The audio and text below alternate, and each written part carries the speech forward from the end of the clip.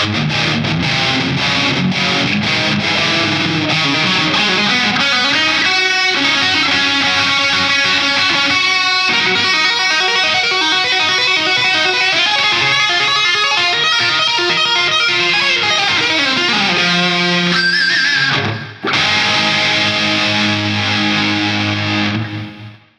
everybody, this is Mr. Moon over at Patchwerks, and today on the table we are looking at the Universal Audio Pedal Selection. We have the Astra Modulation Machine, the Starlight Echo Station, and the Golden Reverberator. Sorry about that. So these are their new line of DSP modeling pedals in these very robust metal cases. Really good for live or studio practices, and we are just going to go over some of the functions and the stuff that they can do. So the Astra is a nice little modulation box that houses some pretty hard to find or becoming more difficult to find vintage types of sounds. You've got a chorus brigade, which simulates the sound of a Boss or Roland CE1, which has a chorus and vibrato selection. This was infamously the sound that was found in the old jazz choruses that they then housed in a box. And let's see what that sounds like.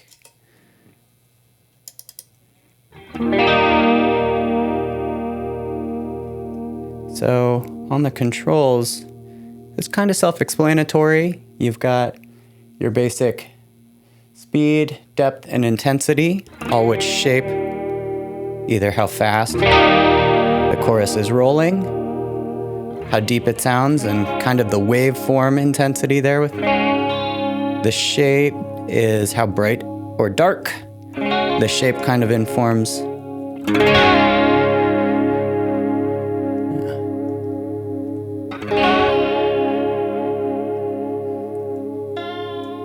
there's also dependent modes here as well. Sometimes the parameters don't really affect until you're on a certain mode. You flip over to the vibrato.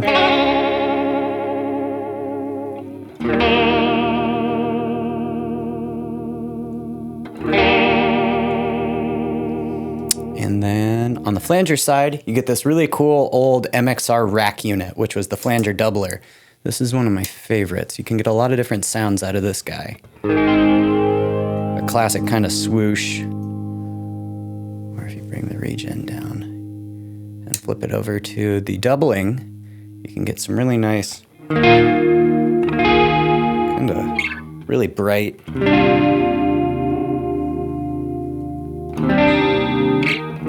shimmery kind of sounds out of it. That would be really good for double tracking parts or thickening up bass lines, creating fake double tracks for solos or leads. And then when you come down to the trem, that is the infamous circuit off of old Fender tremolos from amplifiers. And this is really fun, in my opinion, to set really high and really slow. You get those big rhythmic pulses.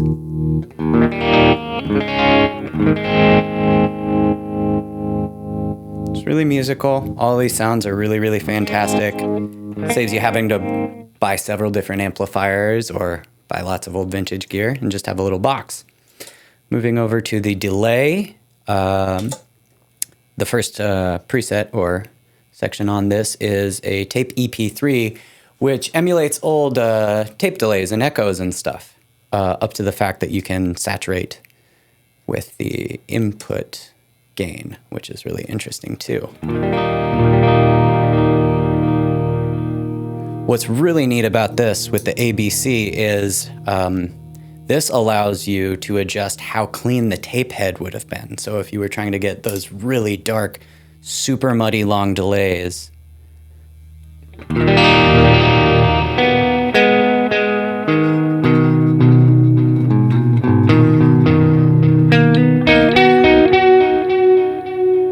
really warbly and dense. And then, yeah, it comes with the mod function built in, which is a classic kind of old delay warble. So if you really want things to sound kind of out of control and dirty and wild, be it a modern pedal, you get a nice little tap tempo. So if you want to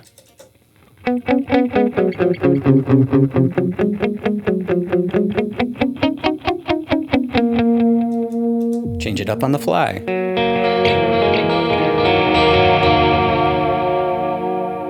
Nice sound. Moving over to the analog DMM, that is, you know, the Bucket Brigade sound, old school analog delay pedals like your Boss DM2s, your Ibanez AD9s, and particularly I think this is emulating an old Memory Man, specifically with the fact that I do believe you can change up between chorus, nothing, or vibrato added onto the actual delay with the modifier.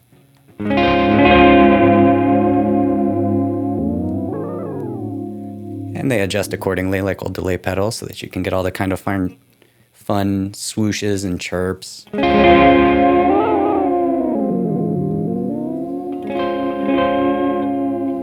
And moving over to the precision section, this is the flavor of an analog delay or an echo, but with some more precise kind of metrics of measuring the delay time. This would be really handy if you use the software that you can download on their website and upload a bunch of different sounds or be really precise with how you want your delays to go.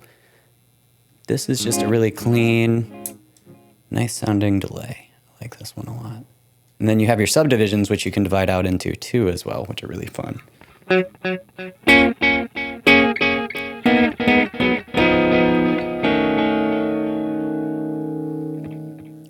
And then moving over into the Golden Reverberator, which surprisingly has some very fantastic emulations of old plate reverbs. On most of these pedals, I've personally played through the actual items that they're trying to replicate, and these are pretty darn spot on. The plate reverb is particularly one of my favorites, just really big and musical. You get a pre-delay selection, so if you really want to get a ton of that reverb in there.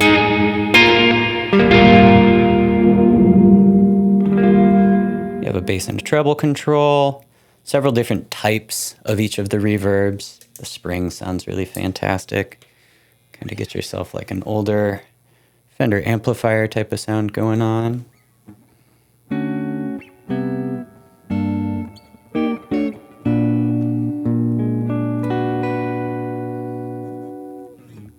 So where these pedals really, really shine, in my opinion, is when you combine them all. Having a really deep, cavernous hall reverb with maybe just a little bit of modifier on there, and then throwing on one of those really nice, super saturated, low tremolos.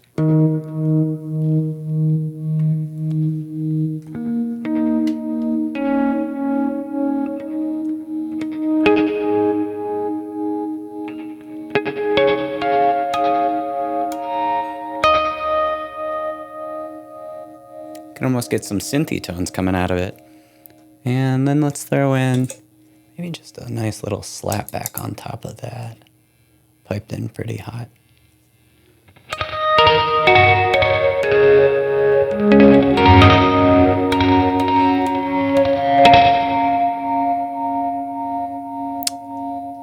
And then, you know, all the classic sounds of the 80s if you wanted to move over to maybe, let's say, a flanger.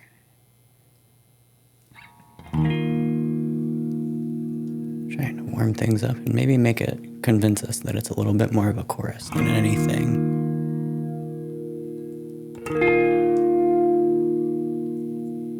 And then maybe kick on the tape delay.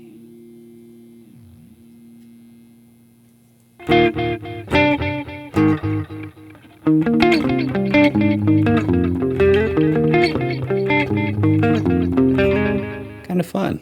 And of course, too, if you wanted, you could get that classic super dubby kind of reggae. Big slapbacks. Lots of repeats.